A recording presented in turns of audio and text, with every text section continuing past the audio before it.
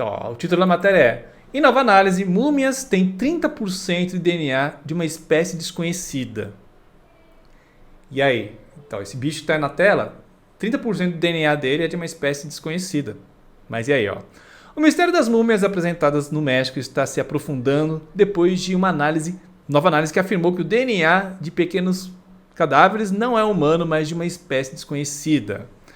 O Congresso daquele país tem sido um circo nos últimos 2 meses, enquanto o controverso entusiasta de OVNIs, o jornalista Jamal San, realizou audiências diversas, para provar que aqueles restos mumificados encontrados no Peru são exemplos de vida extraterrestre. Lembrando, esses espécimes aí foram roubados. Ele tirou do Peru sem autorização. Na sua recente tentativa, Malsan introduziu uma equipe de investigadores que realizou uma análise de DNA dos números e mostrou que 30% não eram de nenhuma espécie conhecida e afirmou que os números eram autênticos, compreendendo um único esqueleto. Os outros 70%, 30% não é de algum ser desconhecido. E os outros 70%? Os outros 70% não foram revelados. Será que ele está dando uma segurada? O DailyMail.com revelou que um especialista em OVNIs que manuseou os minúsculos corpos sugeriu que os humanos o montaram. E o par, esses 2 alienígenas que levou ele para esse negócio, foram feitos com animais agora extintos há 1000 anos. Poderiam ter sido feitos com partes de animais agora extintos há 1000 anos. Então, o cara que é amigo pessoal do Malsan, aliás, esse cara aqui, ó, ele fez a análise dele e ele falou, isso aqui a datação de carbono confirmou que tem 1000 anos de idade, e só que ele acha, qual é o nome do cara aqui? É o ufólogo Will Gallison. Ele é amigo pessoal do Malsan e ele falou, isso aqui foi montado por humanos, e tem 30% de DNA desconhecido, pode ser de animais que foram extintos, são 1000 anos. Pô, de 1000 anos pra cá, de cabeça, o Dodô foi extinto, aquele tigre dente de sabre, quando foi que ele foi extinto? 1000 anos? Acho que é mais, hein? Mas eu sei que vários animais foram extintos. Até hoje em dia a gente tem animais sendo extintos nesse exato momento. Então pode ser que alguns seres que fizeram a composição desse ser aqui eram de animais que acabaram sendo extintos. Isso explicaria o DNA maluco que eles estão encontrando aqui. Aí o Malsan falou o seguinte, ó: esta é a primeira vez que a vida extraterrestre é apresentada dessa forma. Temos um exemplo claro de espécimes não humanos sem relação com qualquer espécie conhecida no nosso planeta. O público tem um direito de saber sobre a tecnologia e os seres não humanos. Essa realidade une a humanidade em vez de nos dividir. Não estamos sozinhos neste vasto universo e devemos abraçar esta verdade. Aí ele falou aqui alguns detalhes, dentro dos exames que foram feitos, que os cadáveres têm ossos resistentes, não têm dentes e contêm implantes feitos com cádmio, um metal macio e branco prateado, e ósmio, metal branco azulado, elementos raros aqui na Terra, raros, mas não impossíveis.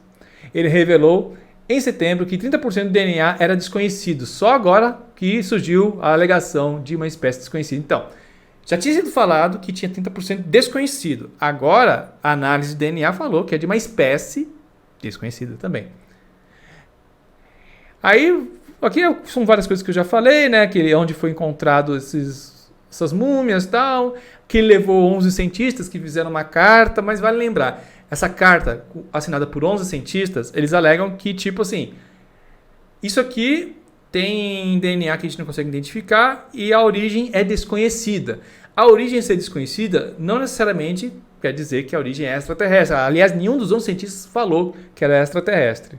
Mas para o Malsan, é isso, para ele preenche as lacunas com o que ele acha interessante.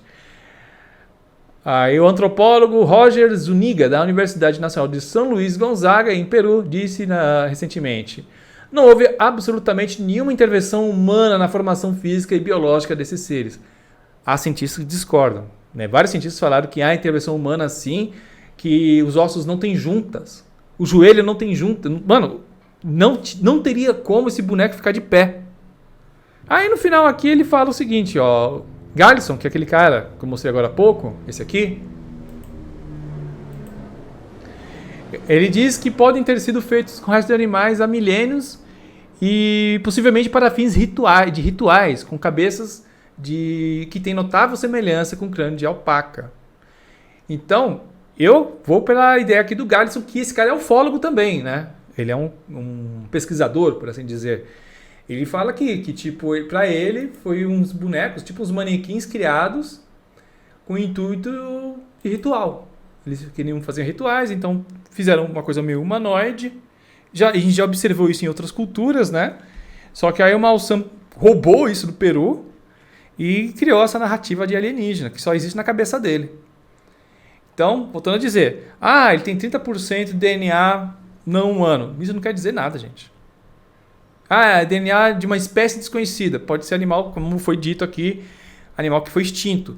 Lógico, teria que vir biólogos para analisar esse DNA aí, para tentar até identificar qual espécime que poderia pertencer aí algumas partes desse boneco aí. Aí deixa eu ver agora o que vocês estão comentando aqui. Gosto da química, física e então o tokamak, troço de hidrogênio, não mexe com a gravidade? Ah, tá. O tokamak, né? Então, cara, não, porque, tipo, por mais... ele gera um escudo magnético artificial. Ele não tem massa para mexer com a gravidade, né? Para mexer com algo com a gravidade, você teria que ter algo com muita massa. Que nem o pessoal fala de motor antigravitacional. Para você ter um motor antigravitacional, você teria que ter um motor que ele conseguiria simular ou emular a gravidade semelhante à da Terra. A mesma força gravitacional que a Terra exerce para poder fazer uma coisa, repelir a Terra, entendeu? Para repelir a Terra, você tem que ter o equivalente em poder gravitacional. E a gente não tem como fazer isso. No caso do tokamak, o que eles fazem? Eles criam um campo magnético em torno do motor para que a energia não se dissipe. Mas esse motor magnético ele só serve para isso. Ele é um campo de força. Ele não tem massa para poder alterar a gravidade, entendeu? Se elevar a massa dele, então ele conseguiria. Então poderia ser feito. Precisaria de muita massa. Muita massa. Massa demais, cara. Schwarza, pode ser que a ignorância é minha, mas não sei se esse argumento encaixa. Mas no meu raciocínio, o universo é imensurável, ainda estamos buscando inúmeras respostas. Eu acredito que pode ter inúmeros seres que desafiam as leis da Terra. Cara, eu acredito, Dorangiz. Eu acredito muito nisso, cara. Que a gente só colocou a ponta do pé no que se diz respeito ao conhecimento do universo. Eu fico muito pé da vida quando eu vejo gente da academia, físico, que chega e fala... não existe alienígena. Não existe isso, não existe aquilo. Isso é impossível. Mano, a gente não sabe. Buraco de minhoca a gente nunca viu. A relatividade prevê. A relatividade previu o buraco negro. A gente nunca tinha visto o buraco negro até ser provado que existia. Então, a gente não pode fechar o leque de possibilidades. A gente tem que ter pé no chão de saber que algumas coisas ainda não foram provadas. Mas falar que isso e aquilo é impossível, mano, a gente está num cisquinho no meio de um grande nada e a gente não consegue entender 2% de tudo que nos cerca.